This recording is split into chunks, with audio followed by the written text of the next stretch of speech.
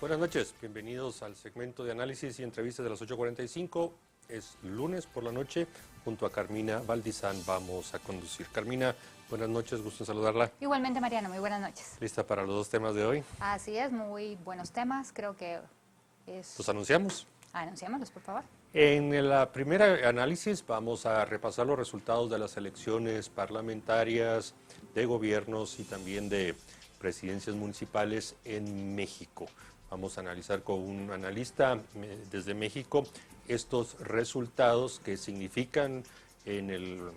Congreso de la Nación, qué significa para la gobernabilidad y qué significa también para los planes futuros del presidente López Obrador. En el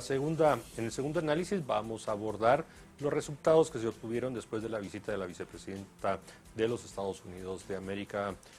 Kamala Harris, aquí en Guatemala. Lo haremos con tres invitados, tres analistas, incluso una de ellas participó en estas reuniones que se realizaron en la Universidad del Valle hoy por la tarde. Pero para aprovechar el tiempo, Carmina, le damos la bienvenida a nuestro primer invitado desde México. Jonathan Maza nos acompaña, profesor y maestro universitario, especialista en seguridad nacional y relaciones internacionales.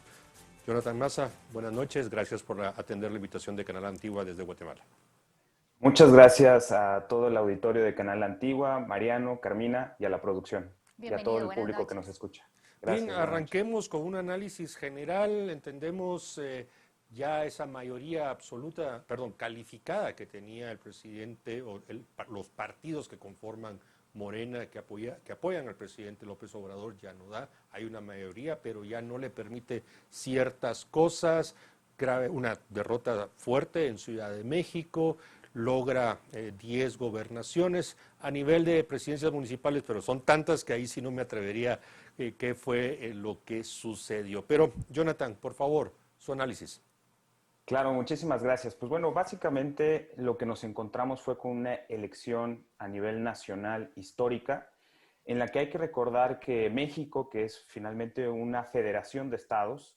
eligió a gobernantes y a congresos locales, es decir, 32 entidades federativas, pero no todas tuvieron elecciones a nivel gubernatura, sino que son 15 las que estuvieron en juego de las 32 y 15 congresos locales. A su vez, también tuvimos la elección de los diputados del Congreso Federal, de la Cámara de Diputados Federal, y en la que se eligieron a 300 diputados de mayoría, y bueno, con las fórmulas precisamente de diputados plurinominales, como se les denomina en México, es decir, esta proporción de acuerdo al voto que tuvieron los partidos, se asignarán 200 asientos más para conformar un Congreso de la Cámara de Diputados de 500 diputados federales. Y a su vez las alcaldías, precisamente como mencionaban, que fueron más de 1,900 alcaldías alrededor de todo el país. Y bueno, fue una elección histórica con una participación también histórica desde el año 1997, que no se veía este porcentaje por arriba del 50% de participación en una elección intermedia. Cabe recordar que en México tuvo su elección, vamos a decir, presidencial en el 2018, precisamente donde triunfa el actual presidente Andrés Manuel López Obrador y su movimiento Morena. Y bueno, 3 años después se elige precisamente el nuevo periodo para los diputados, en donde también se atravesó una nueva circunstancia. Cabe resaltar que en México no existía la reelección, sino hasta reformas de años previos, recientemente, en donde por primera vez se pudieron reelegir los diputados federales, los presidentes municipales y los diputados de los congresos locales. Entonces, esta elección fue histórica en muchos sentidos, la participación de los ciudadanos, este tipo de elección, y que nos lleva también a un panorama completamente nuevo en el panorama político electoral del país. A grandes rasgos, eso es lo que ocurrió, y por supuesto, también nos encontramos con una circunstancia pues muy interesante con respecto a cómo es el acomodo de las fuerzas políticas en el Congreso y también en estas 15 gobernaturas que estuvieron en juego. Cabe resaltar que Morena, el partido en el gobierno del presidente López Obrador, logra un triunfo en 11 gobernaturas de las 15 que estuvieron en juego, aumenta su presencia territorial en los estados, digamos, gobernados,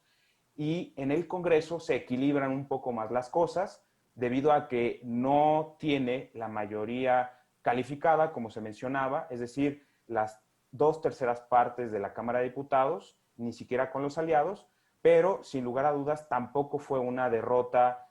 apabullante en donde podríamos decir que tampoco la oposición tuvo una victoria, incluso con estas alianzas entre los partidos históricos del PAN, el PRI y el PRD, no pudieron avanzar como lo esperaban, pero sí implica que a partir de este momento, a partir de la nueva conformación, tendrán que negociar las fuerzas políticas, el presidente tendrá que negociar con la oposición para poder establecer reformas constitucionales que necesitará precisamente la mayoría calificada. Y por supuesto también esto abre un parteaguas en el último tramo, vamos a decirlo, de los 3 años que le quedan de gobierno a la administración del presidente López Obrador y del partido gobernante Morena. Muchas gracias, señor Maza. ¿Qué significa para los demás partidos este avance que tuvo en los demás estados? Porque realmente fue bastante impresionante el crecimiento que tuvo, y también surge la interrogante de si los partidos satélites como PT y Verde van a dar sus votos al Congreso para estas reformas. Por supuesto, esta pregunta es fundamental y sobre todo para el entorno político de los mexicanos. Como lo comentaba hace unos momentos, el avance territorial que tiene en los estados de la República el partido de Morena es importante, es algo que no se debe de desestimar, sobre todo porque de las 15 gobernaturas que estaban en juego, 11 son pues para el triunfo de Morena. El PRI, el partido tradicional, el PRI en México, pierde 8 gobernaturas, el PAN pierde 2 de 4 que ya tenía y mantiene otras 2 en bastiones históricos del PAN. Pero el avance que tiene precisamente el partido de Morena a nivel local es importante, es considerable, pero algo también sucede muy interesante es que en la capital de la República Mexicana, es decir, en la Ciudad de México, que también tuvo una elección de alcaldes y del Congreso local, hay una elección muy curiosa, porque si tenía mayoría Morena en las alcaldías de la Ciudad de México, que cabe resaltar es la ciudad más poblada del país, en donde también más votantes se encuentran, en esta ocasión se dividió por completo la ciudad, mitad, básicamente bastaría mirar un mapa electoral, la mitad de la ciudad para la oposición, la mitad para el partido en el gobierno de Morena, y el Congreso local con una mayoría de Morena, en donde también tuvo un avance importante, relevante en el Congreso local de la Ciudad de México. Y ahora sobre los partidos como Partido Verde Ecologista de México o el Partido del Trabajo, el PT, por supuesto que son aliados de Morena, por supuesto que van a estar apoyando en el Congreso de la Cámara de Diputados las iniciativas que proponga el presidente de la República y su partido Morena, porque fundamentalmente han comprometido esa alianza que ya fue refrendada ahora en el 2021 y que se viene dando desde el 2018, en donde contribuyen precisamente con el partido en el gobierno. Sin embargo, aún así con esos aliados, la coalición, vamos a decirlo, gobernante, no alcanzaría la mayoría calificada, por lo que tendrá que estar negociando con otras fuerzas políticas. Podría darse tal vez un tipo de negociación en algunas elecciones de reformas o votaciones en el Congreso con partidos como Movimiento Ciudadano, que es un partido nuevo, un partido que está creciendo regionalmente y que ahora gana también una de las gobernaturas de las más importantes que hay en el país, que es el estado de Nuevo León, que ahora, pues bueno, se refrendó el triunfo con su candidato Samuel García, y mantiene Jalisco, que no tuvo elección, pero en la Cámara de Diputados crece también su presencia y que podría darse también de alguna manera un partido bisagra que puede jugar en algunos lugares con la oposición y en algunas otras iniciativas con el gobierno. Y eso va a ser fundamental porque algo que me parece importantísimo mencionar y no perder de vista más allá de los datos y de los números, es que fue una elección también histórica porque, aparte de la participación, el Instituto Nacional Electoral, que es la institución garante del Estado mexicano para las elecciones que sean libres y precisamente que se puedan organizar, tuvo una labor titánica y demostró que por supuesto que tiene una eficiencia, que por supuesto que funciona y que será necesario revisar aquellos aspectos que todavía faltan por modernizar, pero que fundamentalmente es una institución en la que confiamos los mexicanos, en la que se demostró con esta elección y que las diferencias en México todavía se pueden dirimir por los cauces institucionales a través que nos ofrece la democracia. Y como decía Carlos Castillo Peraza, un político mexicano, la democracia, por supuesto que es la alternativa. Y también, pues esto ha generado certidumbre para los mercados, para la estabilidad política, y el presidente también salió a dar un mensaje muy conciliador, muy a su estilo propio también en la mañanera, en la famosa mañanera, pero donde también da certeza de que el proceso electoral fue limpio, que el proceso electoral fue con una amplia participación y que esta fue una elección histórica para los mexicanos. Jonathan Massa, previo al 6 de junio, algunos analistas empezaron a considerar la elección como un plebiscito en relación a la administración de López Obrador sobre la forma en que ha administrado el tema de la pandemia. Recordemos que México es uno de los países más golpeados, tanto por el número de infectados como por muertes. Algunas decisiones muy controversiales, la reforma energética, el tema del aeropuerto y otras decisiones ahí que generaron muchísimo debate durante los 3 primeros años. ¿Usted considera que sí efectivamente el votante mexicano le pasó factura, lo apoyó, puso en duda? ¿Hay algo de eso dentro de los resultados que pudieran derivarse de lo que ha hecho el presidente López Obrador? Por supuesto que la oposición en México esperaba tener un resultado mucho más abrumador,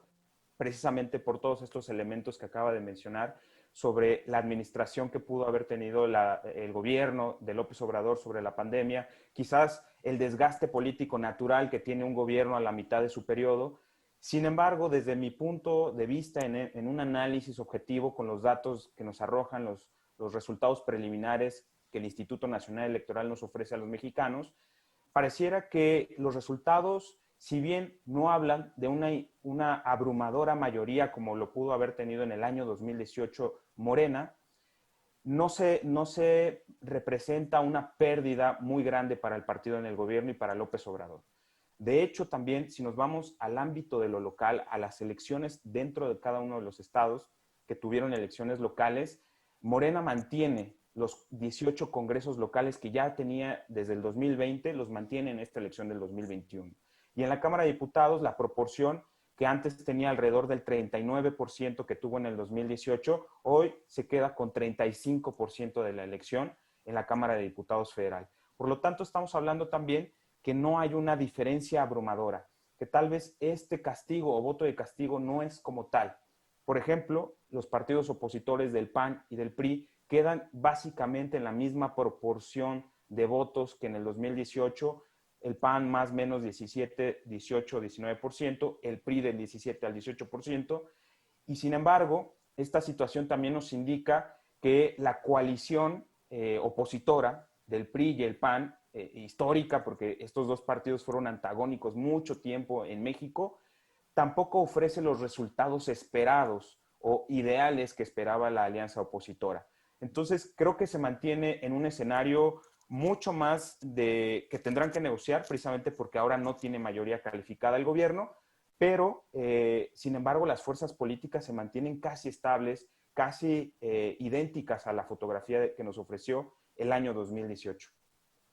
Señor Massa, una de las inquietudes más grandes cuando el señor López Obrador llega al gobierno era que se pensaba que iba a tomar decisiones muy radicales. Sin embargo, no lo ha hecho. Él pues podrá decir unas cosas, pero sus acciones no han sido lo que muchos temían. ¿Qué podemos esperar ahora que pues mantiene cierto control, el pueblo no lo ha castigado, de los próximos 3 años? Claro, ha sido muy característico el estilo de gobernar del presidente López Obrador. Eso creo que a todos les ha quedado muy claro, tanto a propios como a extraños, dentro de México o fuera de México. Pero algo que ha sido muy peculiar, y esto creo que vale la pena resaltarlo, es que la institucionalidad de la democracia mexicana es bastante robusta, que los mexicanos siguen teniendo confianza en las instituciones democráticas y que eso también, de alguna manera, puede sentar las bases para que el gobernante en turno, en este caso el presidente López Obrador o cualquier otro partido también que llegue a gobernar el país, como ha sucedido en el pasado, se apeguen precisamente a los límites que establecen las leyes y las instituciones en México. Y eso ha sido un claro ejemplo, que en el discurso, por supuesto, el presidente López Obrador todas las mañanas tiene esta conferencia de prensa en donde, por supuesto, que le habla a sus seguidores, por supuesto que le habla también a los opositores y va marcando la agenda política del día. Sin embargo, en las acciones, aunque ha habido algunas acciones controversiales, han tenido que pasar precisamente por las cámaras para tomar decisiones fundamentales como han sido reformas constitucionales. ¿Y a qué me refiero con esto? Que finalmente se han tenido que seguir los cauces institucionales. Y eso es algo que a mí me gustaría rescatar, sobre todo en el tema de la democracia mexicana, que sigue los cauces institucionales a pesar precisamente del estilo personal del gobernante, que en este caso podrían algunos categorizar de popular o de populista, y que a diferencia de otras naciones o de otras latitudes, en donde sí se ha demostrado que el desgaste de las instituciones puede llevar a que haya gobernantes quizás más autoritarios, gobernantes que desgastan las instituciones. En el caso de México, todavía tenemos instituciones sólidas que hacen que el gobernante en turno tenga que apegarse a las reglas del juego político, a las reglas del juego institucional. Y eso creo que es bastante rescatable y es algo que los mexicanos han refrendado en esta elección y por supuesto en las anteriores. Estamos conversando con Jonathan Massa, que está en México y que nos está ayudando a comprender los resultados obtenidos en la gran elección que se dio ayer, domingo 6 de junio. Jonathan, hablando un poco ya más de cerca de algunos temas que también nos preocupan acá en Guatemala, específicamente el tema migratorio, como es de su conocimiento, tuvimos la visita de la vicepresidenta de los Estados Unidos ayer y hoy, entiendo que ya llegó, está por llegar a México como en la segunda parada, y bueno, el tema es migración, migración irregular, cómo se colabora, en fin. El resultado de las elecciones, más la visita, ¿cómo la interpretaría usted ya en temas de migración específicamente y cómo atender estos temas? Muchas gracias. Efectivamente, el tema migratorio es muy importante para la agenda regional y me refiero en esta parte a Centroamérica, México y Norteamérica o Estados Unidos, y sobre todo es un tema fundamental para los Estados Unidos, en donde Guatemala, México y el resto de los países del Triángulo Norte de Centroamérica son pieza fundamental para poder generar las condiciones que frenen la migración irregular, que por supuesto tiene un efecto dentro de, pues bueno, la política interna de los Estados Unidos y los intereses de Estados Unidos. En el caso de México, cabe resaltar que México siempre ha sido pieza clave para el tema migratorio. Por un lado, porque por supuesto México es país de tránsito, pero cada vez comienza a ser también un país de destino. Sin embargo, y esto hay que mencionarlo también con todas las luces, sobre todo a la luz de la seguridad nacional de cada uno de los países involucrados, Estados Unidos tiene un interés especial en frenar la migración por razones de seguridad nacional, porque a la par de que, por supuesto, van personas con múltiples necesidades que tienen que emigrar lamentablemente de sus hogares, de sus países, de su tierra, para buscar mejores oportunidades, también representan flujos en donde el crimen organizado aprovecha precisamente de estos factores, de estos elementos de crisis humanitaria. Y entonces, esto se ha convertido en un grave problema para la frontera sur de los Estados Unidos, en donde ha presionado al gobierno mexicano históricamente, no ha sido solamente en el gobierno de López Obrador, pero por supuesto que se resintió más en la era Trump, cuando López Obrador también llega al poder, en donde la recién creada Guardia Nacional tuvo que hacer esta labor de blindar o de cerrar las fronteras ante las exigencias y sobre todo las presiones del gobierno de los Estados Unidos. Me parece que ahora en la administración de Joe Biden y precisamente con la vicepresidenta Kamala Harris, que acaba de estar precisamente en Guatemala, como ya lo mencionaban, y que ya llegó o está por llegar a Ciudad de México, porque mañana, o bueno, a partir de hoy tenía una cierta agenda y tendrá una agenda con personalidades de la política, entre ellos el presidente López Obrador en México. Por supuesto que el tema migratorio se vuelve fundamental en la nueva administración, pero bajo un enfoque distinto, más orientado a la cooperación para el desarrollo, y que era también la propuesta de López Obrador desde su campaña presidencial, que esa era la perspectiva que él impulsaba, sobre todo de colaboración, de cooperación, de cambiar las condiciones que originan la migración no solamente en los países de Centroamérica, sino también en los estados del sur de México, que son los históricamente estados más rezagados, con mayores brechas de desigualdad y de pobreza, y que por supuesto también tienen graves problemas que comparten realidades con, en este caso, con Guatemala o con otros países de Centroamérica. Y esa preocupación parece ser que con la administración de Joe Biden coinciden en los orígenes que provocan la migración. Y por lo tanto, pareciera que encontrarán mayores coincidencias. Sin embargo, por supuesto que el gobierno de los Estados Unidos seguirá presionando al gobierno mexicano para que tome medidas, sobre todo para regular mayor la entrada de flujos migratorios, pero no solamente de flujos migratorios, sino también de temas, pues bueno, de mercados ilícitos de drogas, de mercados ilícitos de armas, que esos serán parte de la agenda de seguridad que va muy mezclada con la migratoria. Para México es de interés poder separar esas agendas. Y eso creo que puede quedar muy claro, sobre todo porque para México no es conveniente que se mezclen las agendas de seguridad y de migración, porque la perspectiva que tiene el gobierno mexicano es precisamente una visión mucho más humanitaria, mucho más de las causas económicas y sociales que generan la migración, y por otro lado, la preocupación en el tema de seguridad lo enfoca más precisamente hacia el tema de tráfico de drogas y el tráfico de armas, que ese es un punto neurálgico para la agenda de seguridad de México. A pesar de las coincidencias que usted menciona en las agendas sobre el tema migratorio con el presidente Biden, llama la atención que el presidente López Obrador, pese a lo que se especuló en un inicio con la administración del expresidente Donald Trump, no pareció en ningún momento llevar una relación de roce, todo lo contrario. ¿Cuál sería su apreciación? Porque por lo menos desde Guatemala no lo vimos nunca como lo que uno se hubiera esperado por las diferencias entre ambos presidentes. Claro, cabe resaltar que el proceso electoral, que fue muy crítico en los Estados Unidos, me refiero al proceso electoral presidencial de los Estados Unidos, en donde había ciertas características que tienen una referencia para el presidente López Obrador. Y a esto me refiero con la elección del año 2006, en aquella elección en la que participa por primera vez para buscar la presidencia de la República, en la que se enfrenta con el presidente Felipe Calderón, que fue electo en esa elección, en donde él argumentó, me refiero a López Obrador, argumentó fraude electoral.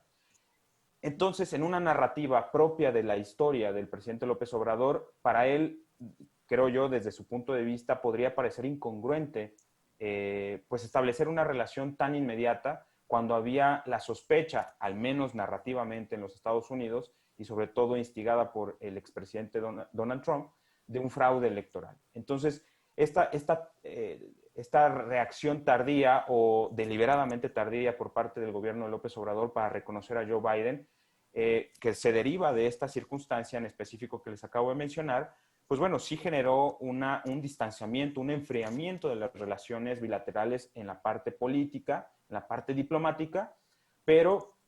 que fundamentalmente no hay forma de que se enfríen más allá de lo necesario, porque compartimos esa frontera con el mercado más importante del mundo, que son los Estados Unidos, en donde hay una gran relación y sobre todo una gran interdependencia de diferentes agendas, de diferentes temas, como ya mencionábamos, seguridad, migración, el tema económico, el tema del Tratado de Libre Comercio, el TMEC, en fin, hay una gran relación de interdependencia entre ambos países, por supuesto asimétrica, pero no se puede enfriar más allá de lo necesario la relación. Y bueno,